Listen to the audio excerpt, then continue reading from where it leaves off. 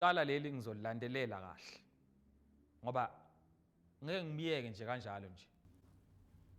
Igama lami Ngilinge, uyezwa?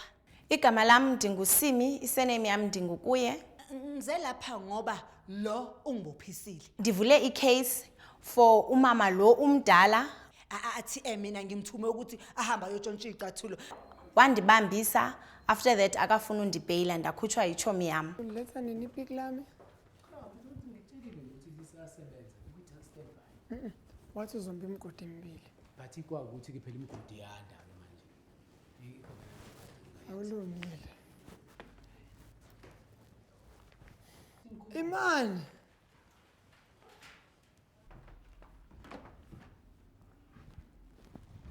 Shalani, please. My lady, case number 120219. Phakathi kuka Simi kuye kanye no Ngilinge. Uyazi?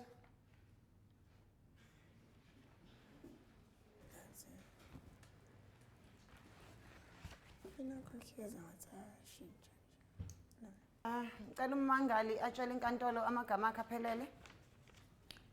Igama lami ndingusimi, isename yami ndingukuye. Umangalelwa amagama akhe aphelele. Igama lami Ngilinge, uyezwa? Ngabe zingane enkantolo?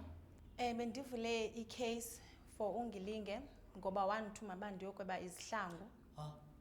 Kungabe uqinisile ukuthi wena wangithumile ukuthi ayontshontshela icathulo? Hayi bo mama, hayi bo sisi, kodwa nje Angiyena usisi wakhe, angiyena umama manje. My lady to you. hayi ngiyaxolisa, kodwa nje ngibuke nje ukuthi ngibaba kanjani, ngimhle kanjani ngathi umuntu angisazazi izitolo kanti mina ukuthi icathulo lithengiswa phi nje ngempela. Hayi bangazongibhedela lo hayi. Ngilinge nguwe owayondithatha, wandithatha ndizihlala nechomi zami wathi ufuna undifakela emsebenzini. Hayi bo. Umsebenzi owawundifakela wona kuntshontsha. Wena vele ngikuthole vele uwonakele vele uyimoshakalele nje. Hawu, ngaze ufuna into endala njengawe. So wena waye wathini the time ndikufonela ndikuxelela uba bandibambile after uthemba ndiyokubela izihlangu? Hayi bo, angathi vele unento zakho zenzayo vele ibhedayo. Vele una vele uyazi into eyibhedayo zakufanela. Wawufaka mina kule nto yakho nje ngempela. Ngoba ndandifundiswe nguwe oko ndafika mna wandithatha ndizihlalela wandifaka ezintweni endingaziyo. Mama nje kuye lo muntu. Number 1, muke waphinda wangibiza ngomama manje. Ngixolisa. Uyazi angazi ukuthi kwenzeka kanjani. Yebo nje bethi umama manje kusawunda kahle nje. But it's so wrong kodwa kusawunda kahle. Ngiyabonga. Cha.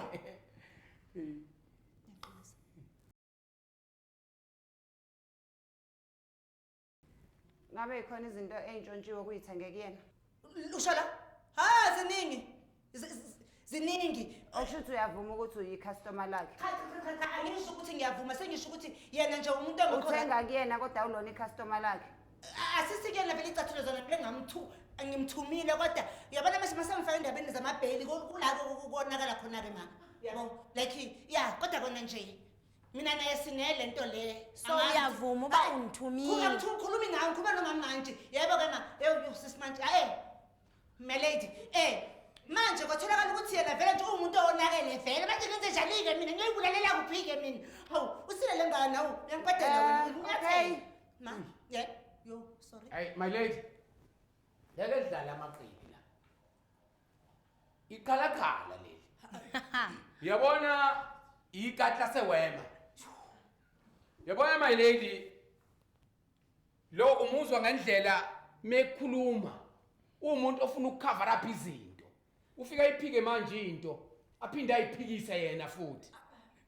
Iqiniso lithi ucapitalize kwinhlupheko ka-client wami. U-client wami ukhule intandane. Pheze kube intandane u-client wami kwawukuthi wabulawa na uqoma njalo. Ekuqomeni kwakhe azaquleke. Amadoda emletha down. Wayithole sewumuntu ovulnerable. Yabona ke nje be-vulnerable uzohlangana naleli qili le. Hayi, ngeke. Leli qili lamthatha lamnika indawo yokuhlala. Laselithi kodwa kuzofuneka asebenze. Indlela asebenza ngayo ke iyona le. Akuyena yedwa ontshontshayo. Bakhona nabanye abantshontshisayo as well. abesethatha yena athenge adayise ayigqokele yena okunye. Iyona inkinga ku-client wamabhekene nayo. Ingakho bengithi kuyobaleka ukuthi umfundisi isifundo hayi ngoba uyitshela somehow ukuthi unhlenhle. nale jazi alinximileyo wayengithumile uba ndilintshontshe. Kungabe kulabantu abakhokhela imali yokuthi uphume nabo bama-clients akho bama-customer bayathenga nabo kwena? Bathengiselwa nguye mna. hayi Mna ndifike ndinike yena yonke into ibe nguye ofuna abantu ama-customer. Kahle kahle yena uyi-queen pin.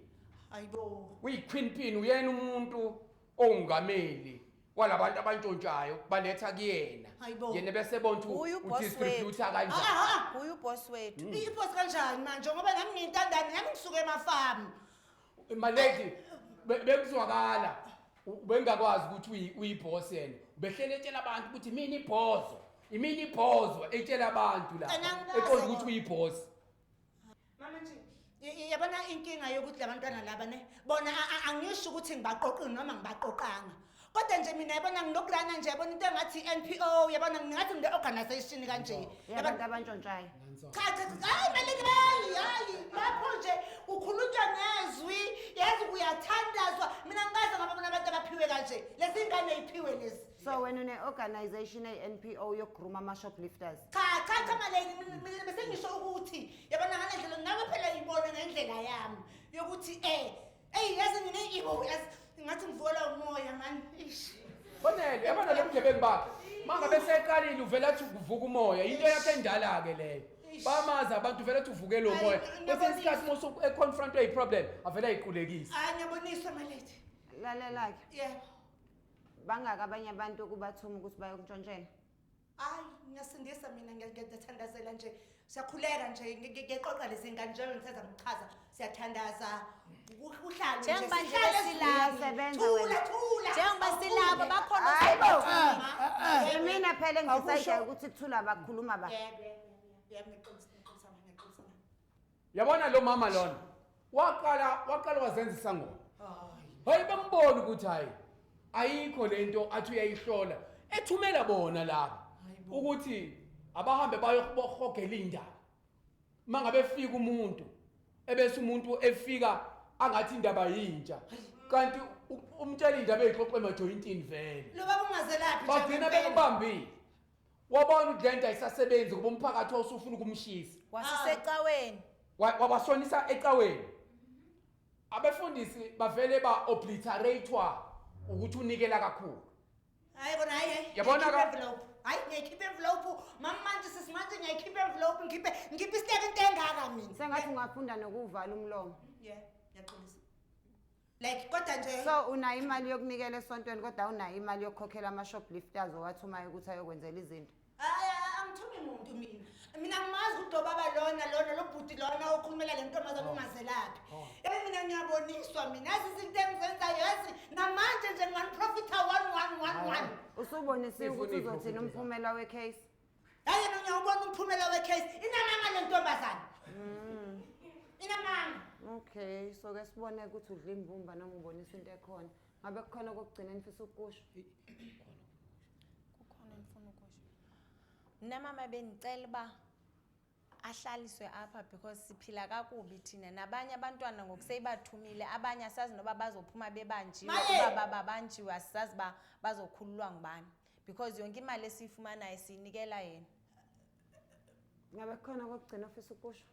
yebo kukhona mina manje sisimanje bengithi lezi ngane masinginike ithuba nawe njengoba uwosiphethe la endlini naloba bengamazi ukuthi ungazelaphi angitshela wonke amagama mina bengithi ngicela lona ithuba lokuthi ningiphele ithuba lokuthi ngiyakhuluma baba Sesiphelile isikhathi hayi ngithi ngibathuma angithi yami inkantolo. Hello. bengifuna ubathuma kokugcina manje xolisa Hello. Ngicela ukumdiscipline lo mama. Ngicela ngangibizi ngalo baba ngimncane kunaye.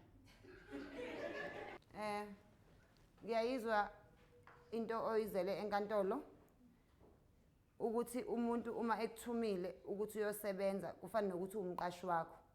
Uma uvelelwa ingozi usemsebenzini irresponsibility kuba yomuntu okuqashile. uma usukuthukela umuntu umthuma ukuthi akayosebenza for i-benefit yakho yokuthi wena uzosave ngeke uthole i-full price. In any business ke kune-risk ethathwayo. I-risk uyabantu abantshontshayo ukuthi kungenzeka baboshwe. Uma sebeboshiwe kushuthi wena obumthumile kuyi-responsibility yakho ukuthi umkhokhele imali yokuthi aphume aze ngaphandle. Ngakho-ke awuzumkhokhela nje u-5,000 rand lo we-bail. Uzomkhokhela ne-inconvenience oyikhozile.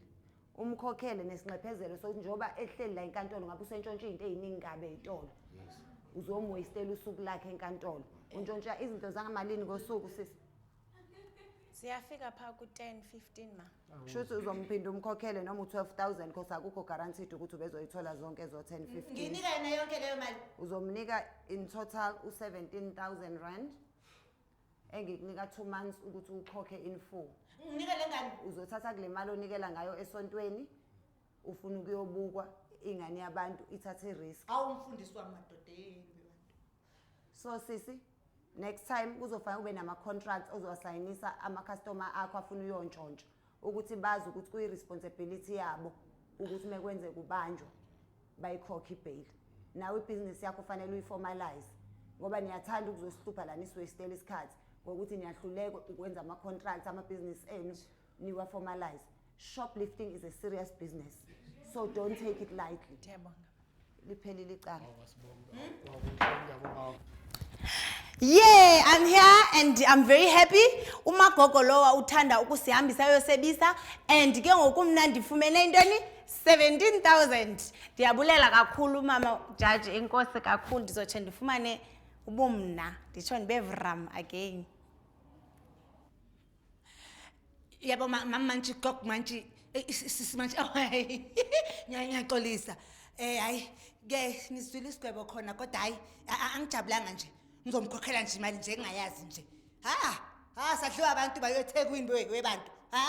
Hayi ngiyaxolisa. Hey, hayi ke ngiyezwa ke.